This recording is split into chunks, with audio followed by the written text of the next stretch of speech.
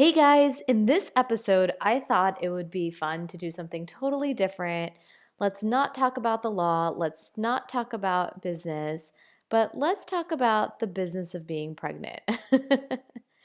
If you don't know already, we are pregnant with our first little girl, and her due date is fast approaching. I can't believe that in a few short weeks, we are going to have this new human being in our lives.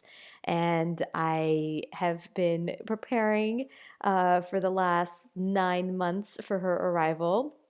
And I have learned a lot of little tips from friends, from other women, and just from my own experience about being pregnant that I wanted to document somewhere because I know it's inevitable that there will be friends of mine who get pregnant and will ask me for tips, and I want to be able to have a resource to point them to before I forget all of these things.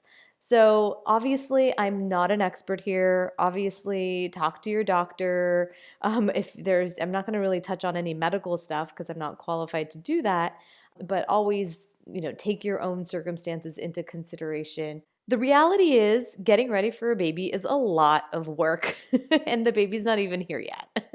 It's amazing just how much has gone into the prep. And I remember one of my friends once said that the 9 to 10 months that you're pregnant is almost the perfect amount of time because it gives you enough time to get ready, but it's not so long that you're just like, okay, I'm done. I'm ready for this baby to come. It's just enough time for you to get organized, get yourself physically, mentally prepared for this big change in your life. So, in true kind of organized fashion, I created an Asana project for the baby and I divided him by trimester. Each trimester, we had a certain set of tasks that we wanted to accomplish. It was really helpful to do it this way because otherwise it just gets so overwhelming.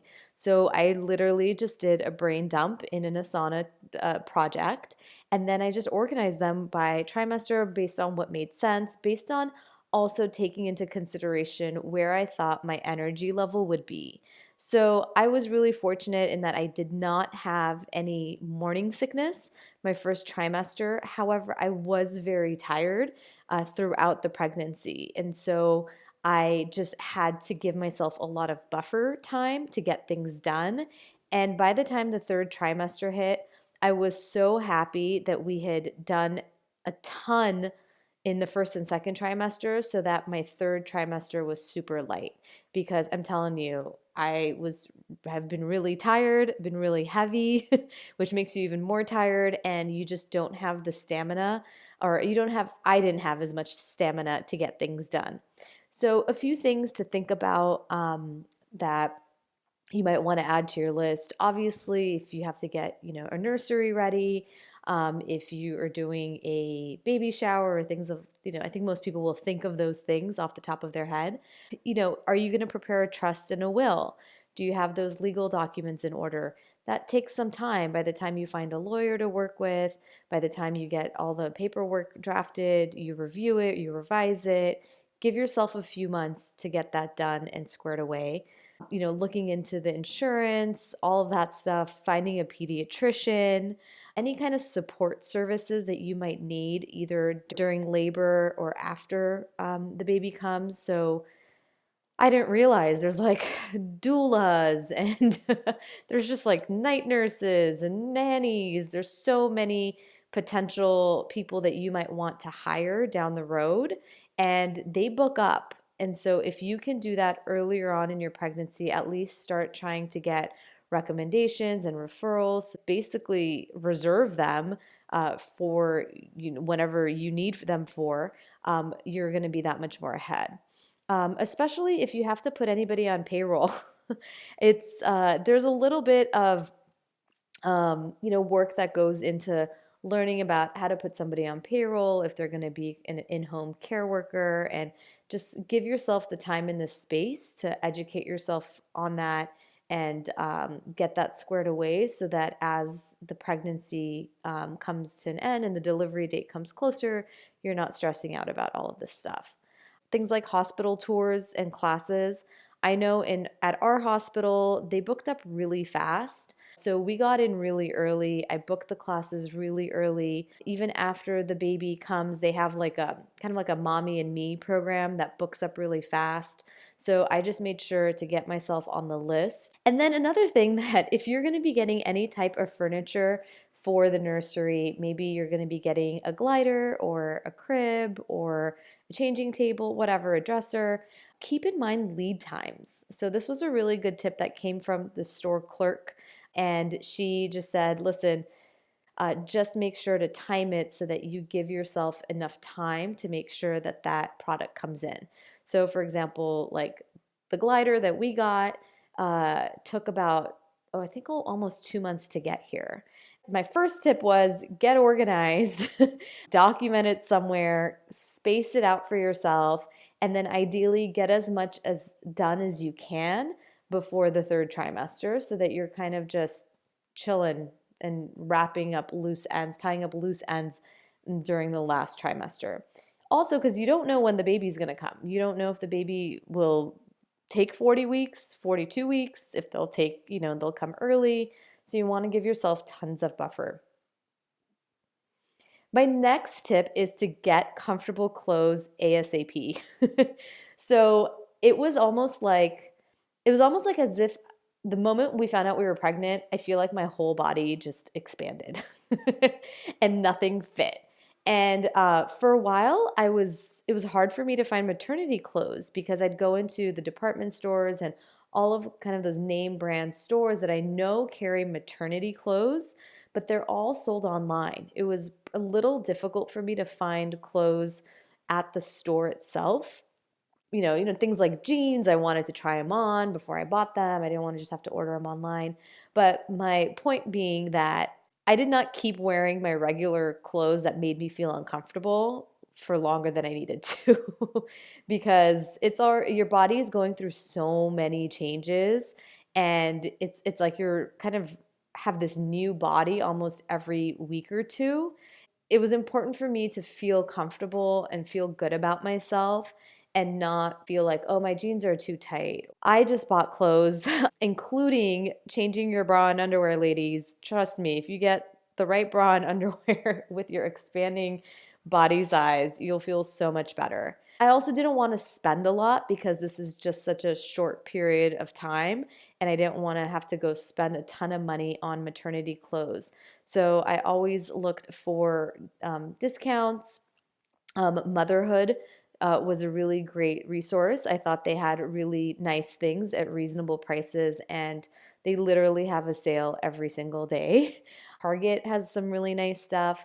And I tried to buy things that I could reuse even after I gave birth. So the tanks and the tops that I bought, for instance, they're not super maternity looking. I could definitely wear them again. One of the other things was I bought regular clothes just in larger sizes. So that was another option too. Towards the end of my pregnancy, I just didn't want anything like sticking on me. It's kind of cold here at this point. I wanted just kind of like these big, comfy sweaters, and all the maternity ones felt like they just were just hugging me too tight. So I literally went to the store and I just bought a super, super big size of sweaters so that I could just kind of have these big, kind of comfortable sweaters that wrapped around me. With the clothes, also get comfortable shoes. I got a pair of Rothy's. They're a company based here in San Francisco. I had seen a ton of women wearing their shoes around the city, and I had a ton of friends who loved them. They were a little pricey for me in the sense that I don't love spending a ton on my shoes. But what's really cool is that they're made out of recycled or old plastic bottles. So you can just throw them in the wash and they literally come out looking almost brand new. So I basically have lived in my Rothy's, like the sneaker version, my whole pregnancy, and it's been great. It's been really comfortable. When I first got pregnant, the first thing, or actually not even before I got pregnant, my mother-in-law said the first thing that came out of her mouth when we said we wanted to start having kids was make sure to put some sort of cream on your belly so you don't get stretch marks. So I took that advice to heart and have been putting cream on my belly. Who knows what'll happen, but as of the time of this recording, I don't have stretch marks on my stomach.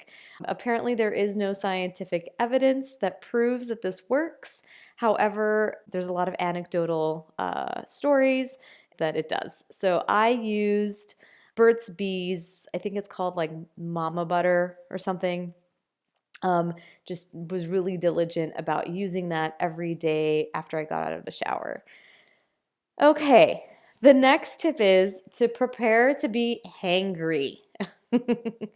My first trimester, holy moly, I was hungry. Like if I did not eat between like the third and fourth hour after the last time I ate, like you like should not be around me because I was like a fiend. Prepare to be hangry. Prepare that you're gonna just wake up in the middle of the night and be starving at 2 a.m. and you're like, what the heck? Why am I so hungry all of a sudden? Whatever that means for you, whatever that looks like for you in terms of what you eat, just make sure you always have snacks with you because it for me, it was like very sudden and it just was like, I was ravenous and I learned very quickly not to let myself get to that point. Okay, my next recommendation, and you can probably hear Traveler's little collar. He's literally jumped on my lap as I'm recording this right now, but I think it's kind of sweet and I'm going to keep him here. I haven't tried this out yet, clearly, because the baby's not here yet. But my friend told me that as you get closer to your due date, you start going to the doctor every week and that you should go on a full stomach because you don't know if you at that doctor's appointment, they might just send you to the hospital to have that baby right away and you don't want to be hungry because apparently you really don't eat or can't eat anything while you're in labor or in active labor. So kind of try and fuel yourself beforehand for the potential that you might have to go to the hospital at your next doctor's visit. So I thought that was kind of a fun tip. Okay, heartburn. It's real. It happens. It's not comfortable. My friends told me to take either a spoon of yogurt or drink a cup of milk to help soothe it, which works. I'm not a big dairy person, but it does help, and so I did it, and that's that with heartburn. My next tip is to stay active. Just keep moving. Now, I know you're probably not going to want to move, especially if you have nausea and you're tired, but I think the recommendation is something as simple as like 30 minutes a day, maybe 3 times a week. Like it's very easy. It could even be 15 minutes a day of just walking has really great benefits both to the mom and the baby. So I think one thing that I was very diligent about, more so than my eating, was probably just staying active. And if it was something as simple as just walking the dogs or going to the gym and just walking on the treadmill, and let me tell you, that speed slowed down. I was not walking fast. I have never been a fast runner or a runner at all. But, I could walk at like a 3.8 and then, run over a 4.0 in the past. And then as soon as I got pregnant, it was like 2.9. I even got down all the way to a 1.7 pace. And the key wasn't to, I'm not there to win a race. I'm there just to move. And so even if that means I have to go at a very slow pace for me, it didn't matter. And so I tried to be diligent about either going to a workout class, which I'm going to talk about in a second, or on the days I didn't, to go to do some sort of physical activity as simple as walking. So the next tip I have is to build a support system for yourself. So my best friend has been pregnant the same time as me, which has been really fun because it's both of our first pregnancies and we were able to compare notes and just kind of go through this experience together. But if you don't have somebody to experience this with, if you can try and build a support system for yourself, I would really encourage it. I was really lucky in that early on in my pregnancy, I found a studio here nearby that is just for prenatal and postnatal women. And I would go to their exercise classes. And it's called the Lotus Method. And I believe they recently launched an app in the App Store so you could download it and do the exercises there. And it's just been fantastic on all levels. Obviously, staying physically active, and building kind of the strength that I need to get through the pregnancy and even post pregnancy, but also just being able to go someplace where there are other women who are either pregnant or had recently delivered, and to compare notes and to talk about your fears and your anxieties and things like that has just been such a blessing. And I don't know if you have something like this in your area, but I would encourage you to check it out, and to go if you can. Even if you have friends who have had babies before, like call them, and I'm sure they'll be happy to share any insight that they might have, or just to listen to you talk about your kind of your anxieties or your concerns. Along that same vein, of like really leaning on your friends and people who've gone through this. Oh my gosh, if you are going to have a registry and you're going to be, getting products for your baby, oh my God, the number of products is insane. And I've heard from friends that even between like baby number 1 and baby number 2, so much changed in terms of the types of resources and products that were available. It's very, very overwhelming. And I tried to circumvent a lot of the initial research by asking one of my really good friends for a copy of her registry. And then she actually went through with me through every single product, and she told me, I didn't like this. Here's why. I really like this. Like, you have to have this, whatnot. That I use as kind of my starting point to figure out what I would need. I'm kind of a minimalist when it comes to products in general, so I tried not to buy more than I needed. The reality being that nowadays, I mean, with like Amazon and just the number of resources we have at our disposal, I just figured there's certain things I'm gonna wait for the baby to arrive to determine if I need it. And if I need it, I'll just order it and it'll probably be here in like a day or two. Having said this, one of my friends gave some good advice. She said, you don't know what's going to work with your baby, so you just have to feel really comfortable with letting it go and moving on to the next solution and just like not feel bad about the fact that, oh, we're not using this thing anymore. One thing that I did make a mistake when I selected my registry, I selected a registry where you can kind of pull products from all different places off of the internet, which was really great. But then what it prevented me from doing is that it gave me a very short return policy.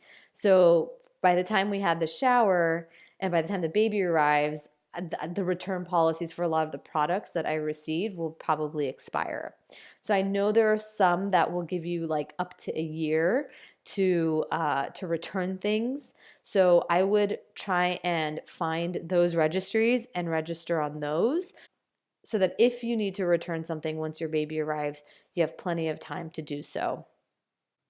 So that's it. Those are some of the tips and things that I have learned that have been really helpful for me, that I wanted to pass along to you in case this is something that is going to be part of your journey. And if you've already had a baby and you have other tips that you'd love to share, I would love for you to send them my way. And you can find me over at Instagram at Annette Stepanian. You can leave a comment there, send me a DM, and maybe I can compile some of those and share them in my stories with people, because man, it takes a village. So with that said, I hope you have a wonderful, wonderful day, and I'm looking forward to giving you a post-baby update at some point. So take care of yourself, and I'll talk to you soon.